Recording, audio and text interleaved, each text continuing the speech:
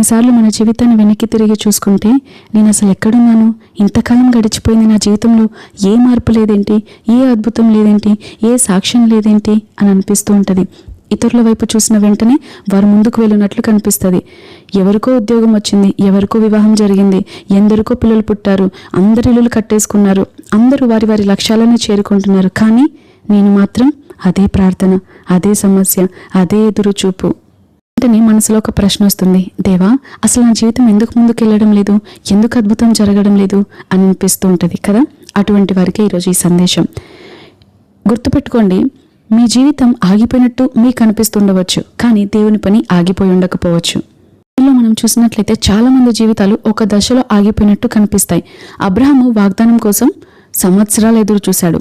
యోసేపు కల కన్నాడు, కానీ ఆ కళ నెరవేరడానికి ముందు గోతిలో పడ్డాడు, బానిసత్వం అనుభవించాడు, చెరసాలు ఎదుర్కొన్నాడు. దావీదుని దేవుడు రాజుగా అభిషేకించాడు, కానీ వెంటనే సింహాసనం మీద కూర్చోలేదు కదా. మోషేని కూడా దేవుడు పిలిచాడు. పిలుపు ఉన్నప్పటికీ తన జీవితంలో ఒక దీర్ఘకాలం అరణ్యంలో ఉండవలసిన పరిస్థితి ఏర్పడింది. వారి జీవితాల్లో ఆలస్యం ఉంది, కానీ దేవుని ప్రణాళిక ఇంకా ఆగిపోలేదు వారి జీవితంలో. అందుకే ఈరోజు మన జీవితంలో ఒకటి గుర్తుపెట్టుకోవాలి, ఆలస్యం అయింది అంటే దేవుడు మర్చిపోయాడని కాదు, ఆలస్యం అయింది అంటే దేవుడు తిరస్కరించాడని కాదు. కొన్నిసార్లు ఆలస్యం అవుతుంది అంటే దేవుడు మనల్ని సిద్ధం చేస్తున్నాడని అర్థం. ఒక విత్తనం చూడండి, అది భూమిలో పడిన వెంటనే మొలకెత్తుతుందా? 1 రోజు, 2 రోజులు, 3 రోజులు, అది బయటికి చూస్తే అసలు ఏమి కనిపించదు, కానీ లోపల మాత్రం వేరు ఏర్పడుతుంది, లోపల ఒక చిన్న బేబీ లీఫ్ ఏర్పడుతుంది. ఈ విధంగా మన జీవితంలో కూడా ప్రస్తుతం బయటికి ఏమీ కనిపించకపోవచ్చు, ఏ మార్పులు కనిపించకపోవచ్చు, కానీ దేవుడు మనలో పని చేస్తూ ఉండవచ్చు, మన విశ్వాసాన్ని పెంచుతూ ఉండవచ్చు, మన స్వభావాన్ని మారుస్తూ ఉండవచ్చు, మనకి జ్ఞానాన్ని ఇస్తూ ఉండవచ్చు, లేకపోతే మనం వెళ్ళబోయే స్థలానికి ఆయన మనల్ని సిద్ధం చేస్తూ ఉండవచ్చు. బయటికి నిశ్శబ్దంగా ఉన్నంత కాలము లోపల దేవుని పని జరుగుతున్న కాలం కూడా అయి ఉండవచ్చు. ఇటువంటి సిచ్యువేషన్ గుండా వెళ్తున్నప్పుడు ఒకటి మర్చిపోవద్దు, మనం ఎప్పుడు ఇతరులతో మనల్ని మనం పోల్చుకోవద్దు. వారి జీవితం ముందుకెళ్తుంది, వారు 25 ఏళ్ళకి అన్ని సాధించేశారు, 35 ఏళ్ళకి స్థిరపడిపోయారు, వారికి ఇంత చిన్న వయసులోనే వివాహం అయిపోయింది, ఇంత చిన్న వయసులోనే ఇంత జ్ఞానము, ఇంత ఇంత ఇంత అని వారితో మనం పోల్చుకోకూడదు. ఎందుకంటే దేవుడు వారికిలాగా మనల్ని చేయలేదు. తమ్ము ప్రింట్ వేరు, మన తమ్ము ప్రింట్ వేరు. వారి పట్ల దేవుని ప్రణాళికలు వేరు, మన పట్ల దేవుని ప్రణాళికలు వేరు. చూడండి, సూర్యుడు ఒక్కడే అయినప్పటికీ అమెరికాలో ఉదయించే సమయం వేరు, ఆఫ్రికాలో ఉదయించే సమయం వేరు, ఇండియాలో ఉదయించే సమయం వేరు. సూర్యుడు ఒక్కడే, కానీ సమయాలు వేరు. మనం ఒకటెప్పుడు గుర్తుపెట్టుకోవాలి, సమస్య గుండా వెళ్తున్నప్పుడు దేవుని తిరిగి ప్రశ్నించడం కాదు, ఎందుకు దేవా, ఎందుకు ఇలా నడిపిస్తున్నావు, ఎందుకు ఆలస్యం చేస్తున్నావు, ఎందుకు ఇవ్వట్లేదు, ఎందుకు పరిష్కారం రావట్లేదు, ఎందుకు సహాయం కలగట్లేదు, ఎందుకు సాక్ష్యం రావట్లేదు అని అడగడానికంటే బదులుగా, దేవా నాకేమి నేర్పిస్తున్నావో నేర్చుకోవడానికి సహాయం చేయ్యా. ఒకవేళ దేవుడు ఆ సిచ్యువేషన్లో సహనం పెంచుతున్నాడేమో, విశ్వాసాన్ని పెంచుతున్నాడేమో, లేకపోతే ప్రార్థన నేర్పిస్తున్నాడేమో, లేకపోతే మనుషుల వైపు చూడకుండా ఆయనపై ఆధారపడ్డాన్ని మనకు నేర్పిస్తున్నాడేమో, లేకపోతే మనం వెళ్ళే ఆ యొక్క దశకి, ఆ యొక్క క్లాస్కి మనల్ని దేవుడు సిద్ధపరుస్తున్నాడేమో ఆ పొజిషన్ కొరకు.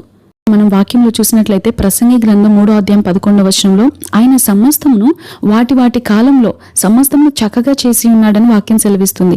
దాని కాలం అందు అంటే మనకు కావలసింది ఇప్పుడే కావచ్చు, దేవుని ప్రణాళికలో అది ఈ సమయం కాకపోవచ్చు, ఈ కాలం కాకపోవచ్చు, మనకు ఆలస్యంగా అనిపిస్తుంది, కానీ దేవుడు ఎప్పుడు సరైన సమయానికే చేస్తూ ఉంటాడు. మనకు అది నిశ్శబ్దంగా ఉంటుంది, కానీ దేవుడు మనల్ని సిద్ధపరుస్తాడు. మనకు ఆగిపోయినట్టుగా అనిపిస్తుంది, కానీ దేవుని పని ఎప్పుడు కొనసాగుతూనే ఉంటుంది.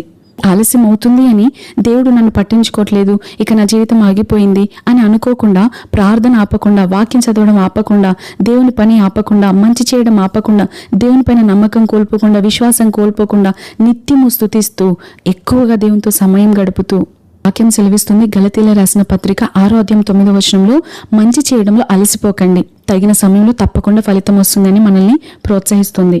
మీ జీవితంలో ఉన్న వాటి కొరకు మీరు ఎంతో కాలంగా ఎదురు చూస్తూ ఉండవచ్చు, ఎన్నో ప్రార్థనలు చేసి ఉండవచ్చు, ఎంతో ఉపవాసం ఉండి ఉండవచ్చు, ఎంతో కాలంగా ఇంకెంతకాలం అని దేవుని అడిగి ఉండవచ్చు. కానీ ఈరోజు మీతో నేను ఒక్కటే చెప్పాలనుకుంటున్నాను, మీ కథ ఇంకా పూర్తి కాలేదు. ఒక అధ్యాయం తర్వాత మనం ఒక అధ్యాయం చదువుతాం, ఒక అధ్యాయం నెమ్మదిగా కొనసాగుతుంది. కాబట్టి పుస్తకం అయిపోయింది అని అనుకుంటామా? బైబిల్లో చూస్తే యోసేపు గొయ్యిలో పడ్డాడు, కానీ అతని కథ అక్కడితో ముగిసిపోయిందా? లేదు. దావీదు అరణ్యంలో ఉన్నాడు, అతని కథ అక్కడితో అయిపోయిందా? మోషే అరణ్యంలో ఉండవలసిన పరిస్థితి ఏర్పడింది, పిలుపు ఉన్నా కూడా, కానీ అక్కడితో మోషే కథ అయిపోయిందా? ప్రస్తుతం మన పరిస్థితి చివరి అధ్యాయం కాదు, మన కథ ముగింపు కాదు.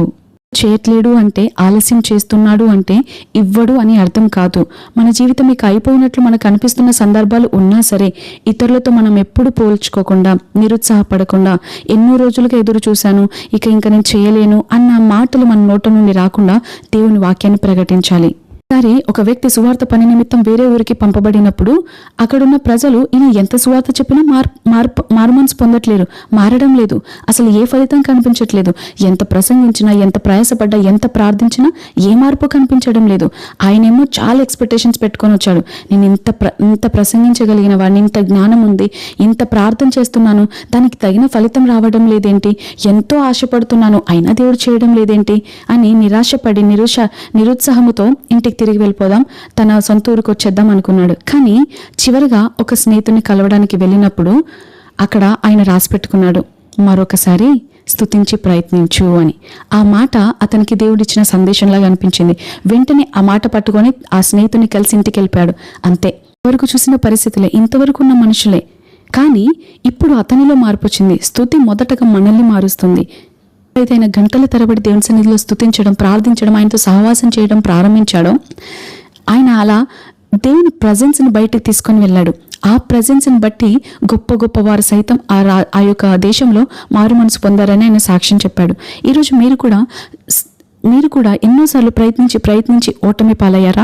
ఎన్నోసార్లు ప్రయత్నించి విసిగిపోయిన స్థితిలో ఉన్నారా? అయితే మరొకసారి ఎందుకు ప్రయత్నించకూడదు? మరొకసారి ఎందుకు స్తుతించి ప్రయత్నించకూడదు? మరొకసారి ఎందుకు ప్రార్థించకూడదు? మరొకసారి ఎందుకు ఎదురు చూడకూడదు? పోలీసులలో జైల్లో ఉన్నప్పుడు కొద్దిసేపు ప్రార్థించి, 1 గంట సమయం ప్రార్థించి ఇంకా కార్యం జరగడం లేదని వారు నిరాశపడలేదు. కార్యం జరిగేంత వరకు, అద్భుతం పొందుకునేంత వరకు దేవుని స్తుతిస్తూనే ఉన్నారు.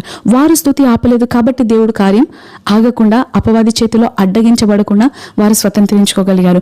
21 రోజులు ఉపవాసం ఉండి ప్రార్థించాడు కాబట్టి, ఆపకుండా ఆయన దేవుని సన్నిధిలో సమయం గడుపుతున్నాడు కాబట్టి గొప్ప అద్భుతమైన ఫలితం ఎన్ని ఆటంకాలు వచ్చినా ఆయన దగ్గరికి పరిగెత్తుకుంటూ వచ్చింది. పేతురు చెరసాల్లో ఉన్నప్పుడు సంఘమంతా కలిసి ఐక్యంగా ప్రార్థిస్తున్నప్పుడు అక్కడ జవాబు ఆగిపోయిందా? అక్కడ ఎన్ని ఆటంకాలున్నా, ఎన్ని జైల్ డోర్స్ క్లోజ్గా ఉన్నా సరే అద్భుత రీతిలో పేతురు బయటకు వచ్చాడు. యెహోషాపాతు గారి జీవితంలో కూడా చూస్తాం. వారు స్తుతిని ప్రారంభించిన వెంటనే దేవుని కార్యం ప్రారంభమైంది అని. వారు స్తుతి కేకలు వేసిన వెంటనే ఎరుకో గోడలు కూల్చబడ్డాయి. ఇలా చూసుకుంటూ పోతే బైబిల్లో వారు ప్రారంభించిన తర్వాత దేవుడు ప్రారంభించాడు. వారు అద్భుతం పొందుకున్నాక స్తుతించలేదు, అద్భుతం జరిగాక వారు ప్రార్థించలేదు, ఆరాధించలేదు. ముందు వారి పని ఉంది. వారు చేసినప్పుడే దేవుని పని అక్కడ ప్రారంభమైంది. ఈరోజు మీ జీవితంలో ఎంతో కాలంగా ఎదురు చూస్తుండవచ్చు, ఎంతో కాలంగా నిరాశలో ఉండవచ్చు, ఇంకా జరగడం లేదేంటి అని ఎదురు చూపుతూ ఉండవచ్చు. మీరు ఇంకా కొనసాగించండి. ఇంకా మీ కథ ముగియలేదు. ఇంకా మీ కథ అక్కడితో అంతం కాదు. అది మీ ప్రారంభం మాత్రమే. పరిస్థితుల వైపు చూస్తూ ఇక నా జీవితం ఆగిపోయినట్టు కనిపిస్తుంది అని భయపడకండి, నిరాశపడకండి. యోనా కూడా చేప కడుపులో ఉన్నప్పుడు బయటికి రావడానికి ఒక్క ద్వారం లేదు, మార్గమే లేదు. ఎవరైనా పిలుద్దామంటే అక్కడ సహాయమే లేదు, ఒక్క మనిషి కూడా లేడు. కానీ దేవుడు మార్గం లేని చోట మార్గం కలిగించలేదా? ఆ యోనా చేప కడుపులో నుండి దేవుడు బయటికి అద్భుత రీతిలో తీసుకురాలేదా? ఈరోజు మీది ఎటువంటి గుంటలో పడి ఉన్నా సరే దేవుడు మిమ్మల్ని బయటికి తీసుకురాగలిగిన సమర్థుడు. మీరు చేయవలసింది మీరు ఆపకుండా చేసినట్లయితే దేవుడు చేయవలసింది దేవుని కార్యం మీ జీవితంలో తప్పకుండా మీరు స్వతంత్రించుకుంటారు.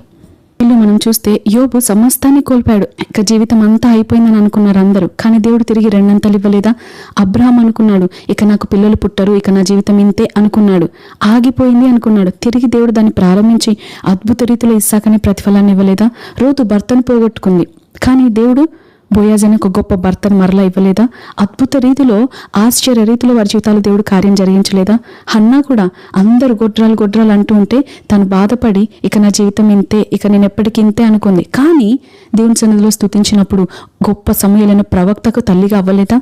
లాజరు చనిపోయినప్పుడు అందరూ అనుకున్నారు ఇక ఇంతే అయిపోయింది అనుకున్నారు. కానీ మూయబడిన సమాధిని తెరిచి దేవుడు లాజరును సజీవంగా బయటికి తీసుకురాలేదా?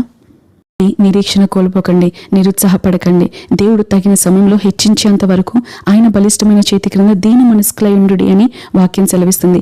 దావీదు, మోషే వీరందరూ దేవునిచే పిలువబడ్డారు, అభిషేకించబడ్డారు. కానీ వారి యొక్క కార్యం నెరవేర్చబడేంత వరకు వారు నిశ్శబ్దంగా ఉన్నారు, మౌనంగా ఉన్నారు, వేచి ఉన్నారు, ఎదురు చూస్తున్నారు. వారు ప్రార్థన ఆపలేదు, దేవునితో సహవాసం మానేయలేదు. ఇంకా ఇంకా ఇంకా దేవునికి సమీపమయ్యారు. ఎవరు చూస్తున్నారా చూడట్లేదా కాదు, దేవుడు చూస్తున్నాడన్న భయంతో బ్రతుకుదాం. దేవుని సన్నిధిలో అధిక సమయాన్ని గడుపుదాం.